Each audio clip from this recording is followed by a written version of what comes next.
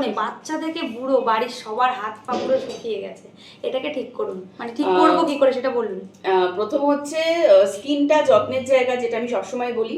তো শীতকালে অনেকে জল কম খাও, তোমাদের প্রত্যেকের ক্ষেত্রে একটাই কথা বলবো, জল বেশি করে খাও। যদি জল বেশি করে খাও তাহলে কোনো প্রোডাক্টই তোমাদের মানে এই শুকনো ব্যাপারটা হওয়ার, এত প্রোডাক্টও কিনে ইউজ করতে হবে না। যদি নিজের শরীরের যত্ন নাও, তার সঙ্গে সঙ্গে ফ্রুটস, ভেজিটেবল, সিজনাল ফ্রুটস এগুলো একটু মেনটেন করতে হবে। ফেস টু বডি সাবান একদম ইউজ করবে না, সাবানে কিন্তু ভীষণ ক্ষতি করে, পুরো স্কিনটাকে শুকনো করে দেয়। তো সাবানের জায়গায় ইউজ করো দিকউইনের এই কোকোনাট মিল্ক ক্লিনজার। এত দারুণ একটা প্রোডাক্ট, ইউজ না করলে বুঝতে পারবেই না।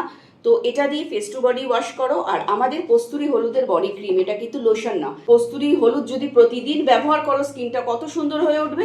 তাহলে ভাবো, প্রতিদিন এই কস্তুরি হলুদ দিয়ে দুবার করে যদি তুমি ফুল বডিতে যদি এই ক্রিমটা অ্যাপ্লাই করো, তাহলে যত দিন যাবে স্কিনের কোয়ালিটি দারুণ জায়গায় চলে যাবে, ট্যানও থাকবে না, স্কিন ভীষণ বেবি সফট হয়ে যাবে, আর তার সঙ্গে সঙ্গে উজ্জ্বল চকচকে হবে।